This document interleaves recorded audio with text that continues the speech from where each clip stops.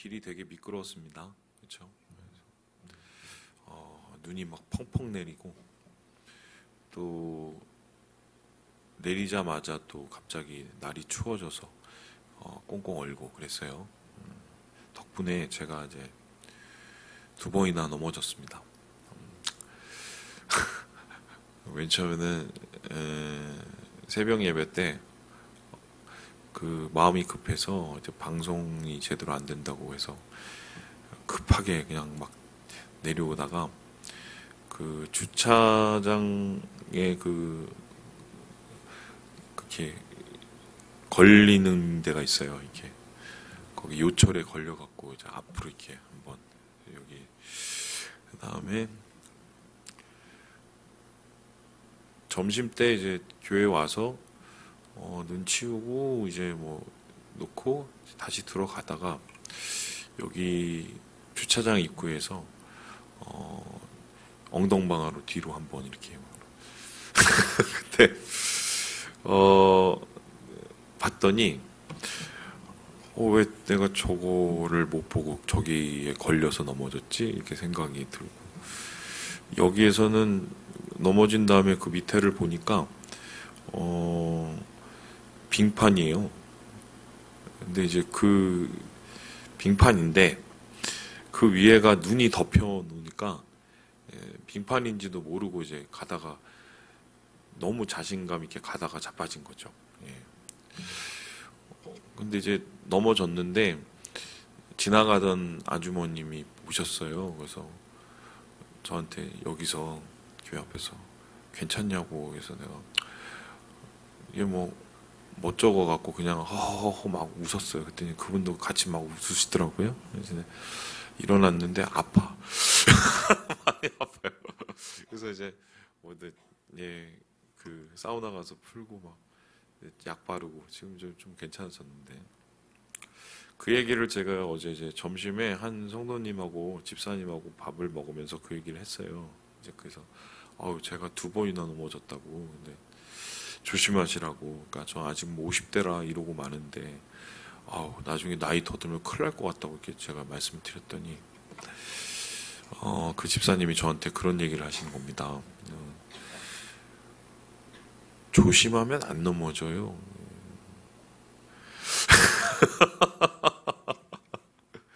생각을 잘 해보면 이렇게 빙판이 눈에 보이잖아요. 그럼 조심합니다. 그죠? 뭐 정정걸음을 걷든지 아니면 어디를 붙잡으면서 걷든지 아니면 돌아가든지 조심하죠. 조심하면 안 넘어집니다. 자동차도 마찬가지입니다. 초보 때 아무리 사고가 나봤자 정말 가벼운 접촉사고 이상 잘 나지 않습니다. 그 이유는 뭡니까? 조심하기 때문입니다. 오히려 그 사고가 날 때는 언제냐? 조금 이제 운전에 감각이 붙고 좀 이제 한다 싶을 때 그때 이제 사고가 나면 크게 납니다. 저 같은 경우는 한번 그 주차장 기둥을 박은 적이 있어요. 이제 그게 왜 박았냐면 학교에 이제 가는데 리포트가 너무 많아서 밤을 이틀을 샜단 말입니다.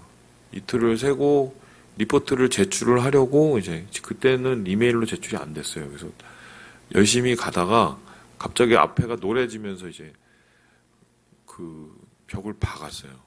네, 아주 그냥 심하게 박았죠. 참고로 그때 차가 다마스였습니다. 앞유리 다 깨지고. 제가 되게 이틀을 새도 껐떡없을 거라고 생각했기 때문이죠. 조심하지 않아서 그런 겁니다. 뭐 이런 거는 뭐 한도 끝도 없죠. 그래서 그 집사님 저한테 뭐든 다 그렇다고 그러면서 조심 안 하면 항상 말썽이 생기고 사고가 나고 막 이렇다고 이렇게 저한테 얘기를 해주셔서 제가 감동이 왔습니다. 왜 감동이 왔냐? 오늘 본문의 말씀이 바로 그 말씀이기 때문입니다. 그래서 말씀을 이제 묵상하면서 야 이게 하나님의 계시로구나. 어제 집사님이 괜히 나한테 그 얘기를 해주신 게 아니구나라는 생각이 딱 들면서 우리가 보통 실족을 하게 되죠. 실족은 말 그대로 넘어지고 쓰러지는 겁니다. 실족을 하게 되는 이유는 남의 모습을 보면서 실족을 할 수도 있고 내가 약하고 내가 실수를 해서 실족을 할 수도 있습니다. 그런데 남의 모습을 보건 내가 잘못을 했건 간에 어쨌든 실족을 하는 사람은 대개의 경우 그걸 실족할 수밖에 없는 이유들이 있습니다. 시선이 하나님을 온전히 바라보지 못하기 때문에 실족을 하는 경우가 많이 있게 되는 거죠. 하나님께서는 오늘 모세를 통해서 그 이야기를 하고 계시는데 야 너희들 가나안에 들어가서 그 땅을 차지하게 되지 근데 이거 하나는 진짜 명심을 해야 된다. 절대로 이거 마음에 새기고 잊어버리지 마라고 얘기했는데 뭐라고 얘기하시냐면요. 이렇게 말씀을 하십니다. 우리 함께 5절의 말씀을 같이 한번 읽어보도록 하겠습니다. 시작. 내가 가서 그 땅을 차지함은 내 공의로 말미암음도 아니며 내 마음이 정직함으로 말미암음도 아니요 이 민족들이 악함으로 말미암아 내 하나님 여호와께서 그들을 내 앞에서 쫓아내심이라. 여호와께서 이같이 하심은 내 조상 아브라함과 이삭과 야곱에게 하신 맹세를 이루려 하심이니라. 네가 거기 가서 가나안 땅을 차지하게 되면 그게 절대로 네가 잘한 게 아니라는 거예요. 하나님께서 잘한 거라는 겁니다. 하나님께서 해주신 거라는 겁니다. 왜냐하면 실제적으로 1절을 보니까 가나안에는 성읍들이 굉장히 크고 성벽이 높았다고 이야기를 하고 있습니다. 그죠? 실제적으로 여러분 제가 그림으로 보여드렸지만 여리고성은 한 1,500명 정도 사는 동네이지만 그 성의 구조가 이제 그 이중 성곽이었고 그리고 경고역에 또 이제 그 산 등성이에 이게 있었기 때문에 상당히 좀 까다로운 성이었는데 이제 그런 성읍들이 이제 가나안에는 많았던 것 같아요. 여러분 그 최근에 고려 거란 전쟁 거기 보면 양규 장군이 나옵니다. 아세요? 그 양규 장군 모르세요? 저만 요즘에 보나요? 그 양규 장군이 거의 이제 보니까 이순신 장군님 그 급이더라고요. 그 거란을 물리친 사실 그분이 아니었으면 고려가 완전히 무너질 수도 있는 상황이었는데 그렇게 된 계기가 뭐냐면 성을 지켜냈기 때문이에요. 1차 전쟁을. 1차 전쟁에서 그 흥화진이라는 그 성을 지켜내서 거란이 그 성을 정복하지 않고 그대로 그냥 내려갔기 때문에 불안해서라도 다시 빨리 돌아올 수밖에 없었거든요. 그런데 그 흥화진을 어떻게 지켰느냐? 기록에 따르면은 거란 군사는 최소 30만에서 40만이 됐단 말입니다. 뭐 그게 다 그 흥화진을 공격하진 않았겠지만 흥화진에 있는 군사는 몇천 혹은 뭐 10,000명도 채 되지 않았단 말이에요.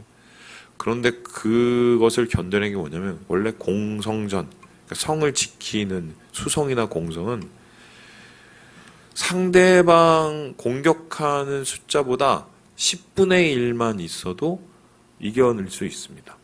왜냐하면 지리적 위치와 여러 가지의 유리한 점이 있기 때문에 이겨내거든요. 거의 이제 곱하기 10이죠, 성이. 근데 그런 성이 이제 가나안에는 굉장히 많이 있었기 때문에 상당히 힘들었다. 뿐만 아니라 2절에 보니까 거기에는 무슨 자손이 있다고 얘기를 합니까? 아낙 자손. 아낙 자손은 쉽게 설명하면 골리앗 생각을 보세요. 골리앗. 네, 골리앗. 키 크죠. 뭐 거의 키가 2m 몇십 메타 뭐 이렇게 되는 존재들이죠. 예전만 해도 못 먹어서 사람들이 많이 자라지 못했잖아요.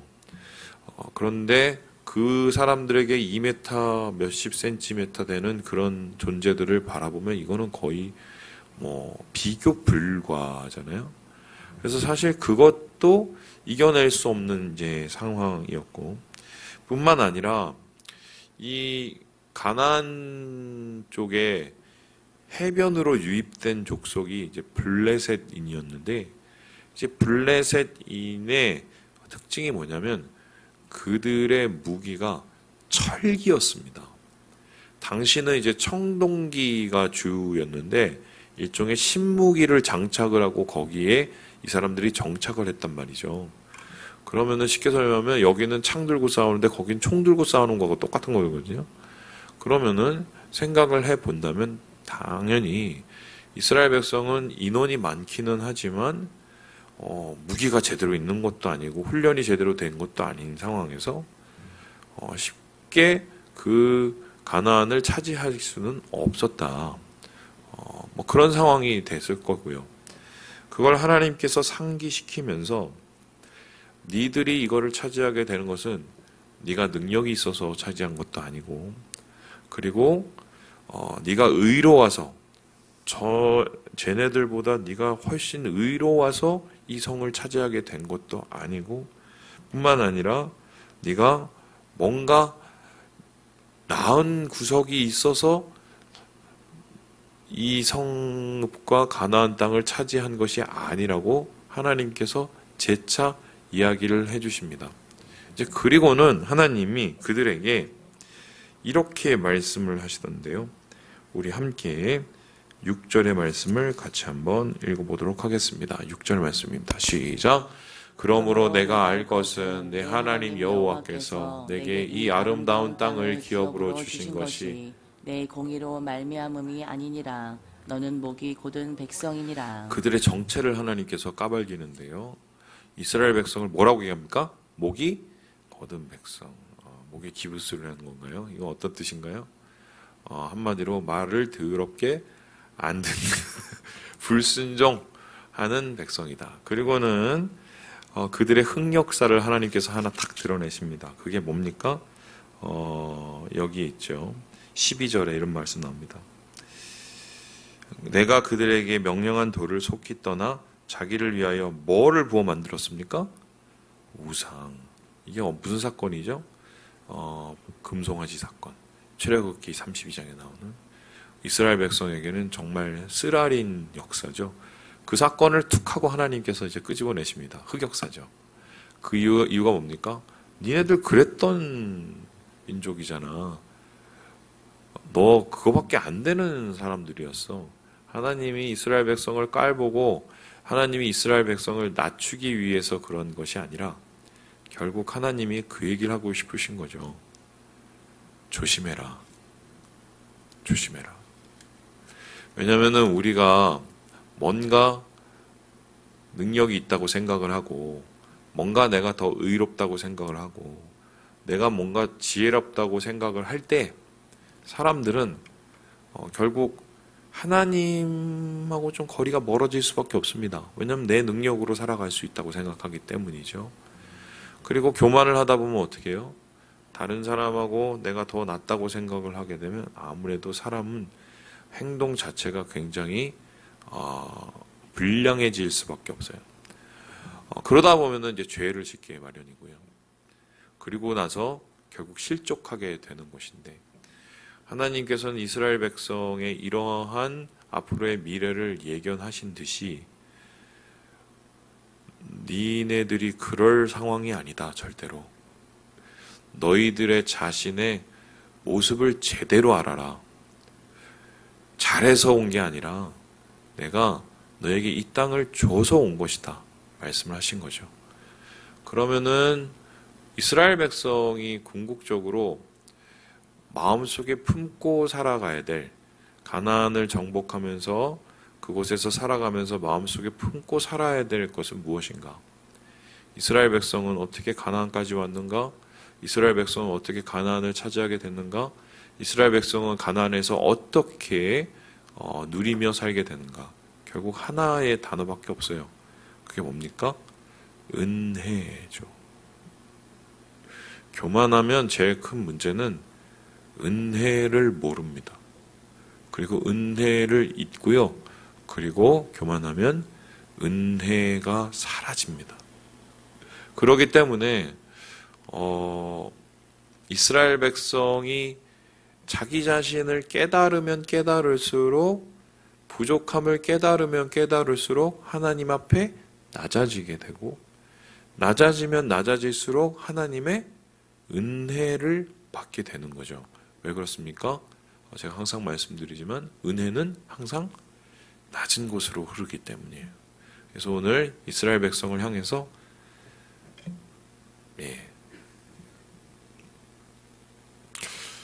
겸손하도록, 은혜로 살도록 말씀하고 있다. 미국의 예를 한번 들어볼까요?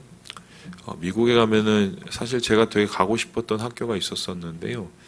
그 무디 성경 대학이라는 곳이 있습니다. 미국에. 거기는 뭐 대학교도 아닌데 그렇게 소위 말해서 유명해요. 그 성경 신학자들이 워낙 거기 좋은 신학자들이 많이 배출이 됐어요. 근데 그 무디 성경 학교를 누가 만들었습니까? 무디가 만들었겠죠. 그럼 무디란 사람은 도대체 어떤 사람인가요? 우리로 따지자면 조용기 목사급입니다. 물론 조용기 목사님 그 말로는 안 좋았지만 무디는 끝까지 좋았어요.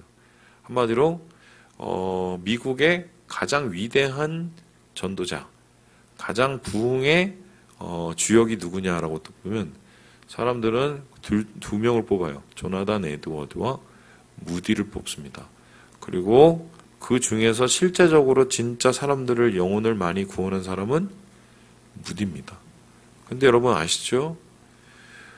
무디가 배움이 짧은 사람이었어요. 그냥 막말로 표현하면 가방끈이 짧았습니다. 왜냐하면 돈이 없었기 때문이에요.